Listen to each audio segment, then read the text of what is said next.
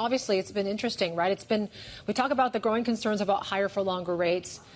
It's also been a tougher environment for renewable energy in that market as well.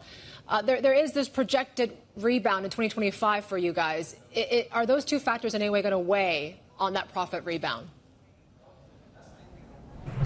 Good morning, and thanks for having me, Yvonne and David. It's always great to be with you. Look, I think there's no doubt the last year has been a much more difficult year from fundraising and also deployment, and that was simply to the fact that investors and asset managers and broader stakeholders were getting used to a higher rates world and trying to recalibrate their business cases. And as a consequence, we had a real spread between the bid and the ask between buyers and sellers. And I think as people have got more used to the world we find ourselves in and have been able to rethink their business cases, rethink the sort of returns that have got in and got more comfortable with the environment, confidence is coming back into the market. And I think we're seeing that, that institutional investors are starting to allocate and be more positive about supporting fundraising. And equally, we're starting to see the M&A market pick up. So I think we feel pretty positive about that. I think as you asked specifically as it relates to energy transition, I think, we've got to look beyond the headlines there. The amount of investing around the world has tripled in the last 3 years from $900 billion to $1.9 trillion. More than doubled in the last 3 years. And I think that what that underlines is that there's a huge investment thematic here. But was there some pause or some repricing? There was, and that's appropriate because things like the cost of capital and supply chains caused some friction or the need for people to review, the approach they were taking. I think market consensus is still expecting, once this drought in sales of renewable assets starts to fade a bit, that your profits could surge as much as close to 90%. Do you think that's a bit of an ambitious target here right now? What would it take to get there, Ben?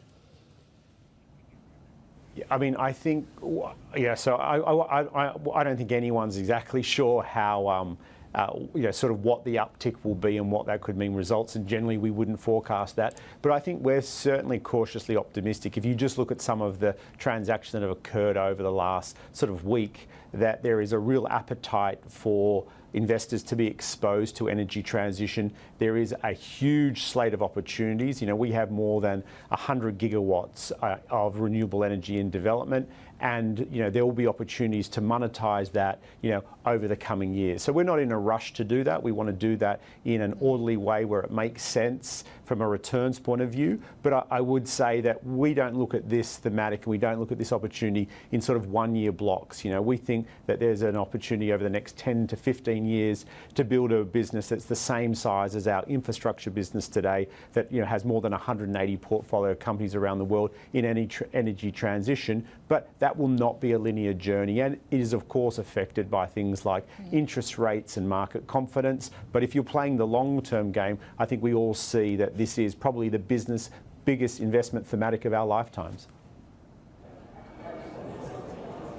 Ben, David here. You mentioned infrastructure. You mentioned the longer-term time horizon that you guys use in investing, which I guess in many ways keeps you agnostic to political cycles. I need to just get your thoughts on India and infrastructure. Those two things come to mind immediately. And, with these results coming through, I just want to get your thoughts. A weaker mandate, perhaps, for Narendra Modi, does that change in any way the way you think about India?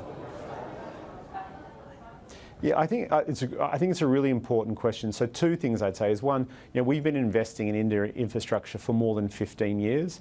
It's obviously a great market in terms of it has a real need to build and operate new assets there to help facilitate the ongoing growth of India, and also has a huge need for capital, particularly foreign direct investment. And we don't think that will change because of the Modi election.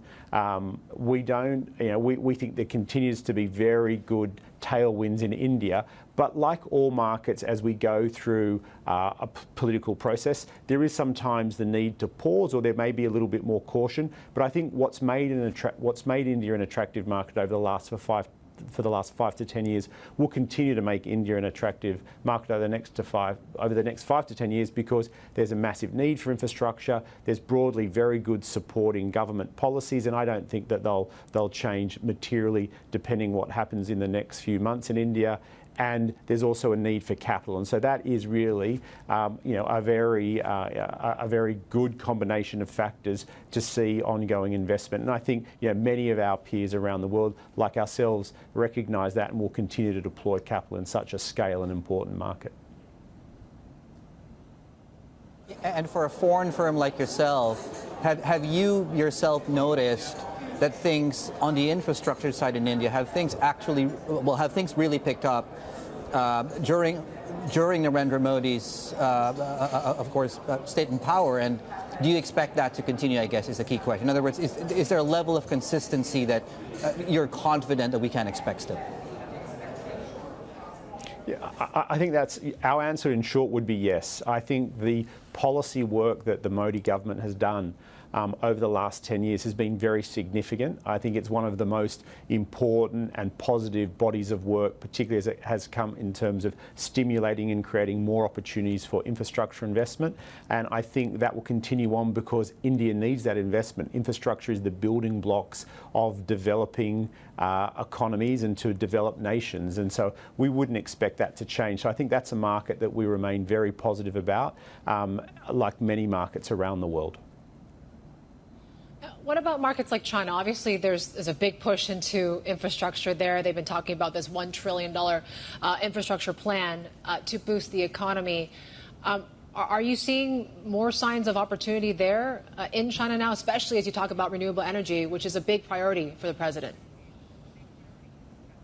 Yeah, I think two things there. I think, first of all, China has done a very good job of driving its own infrastructure development, particularly over the last 25 years. I think there was more renewable energy invested in and installed last year in China than the rest of the world combined. And often that's being done by highly competitive, very high performance local companies in China.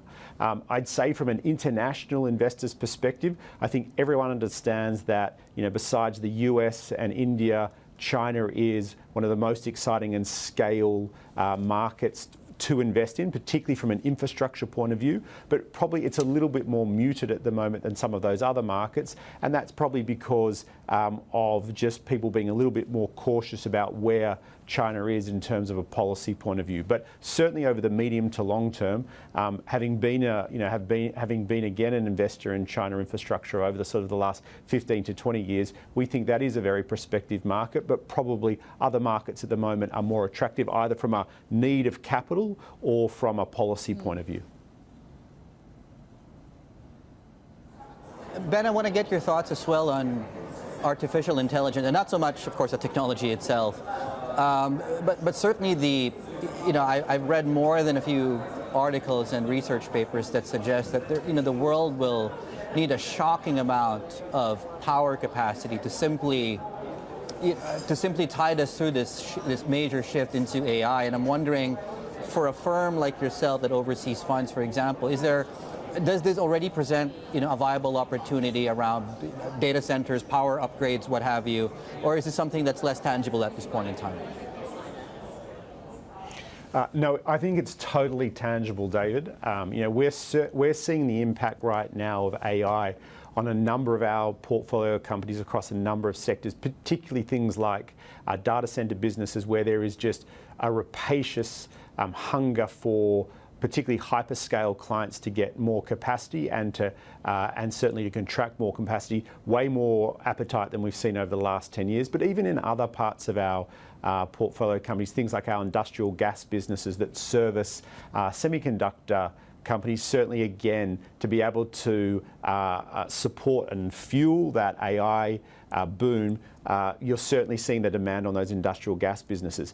I think the biggest question for us is going to be how we then indeed power that over time. And I think working with hyperscale clients, the very big tech companies, working with governments and communities, we're already starting to come up with answers about how we can introduce additional green energy that can help make sure that we've got enough energy to take advantage of the AI boom. So that's certainly a very big opportunity of that. And a large amount of the renewable energy that we are developing today, a large amount is all about sort of corporate offtake arrangements for people like the tech companies so that we can take advantage of the AI growth opportunities, but at the same time be able to do it in a way that is sensible from a net zero point of view and from a community point of view.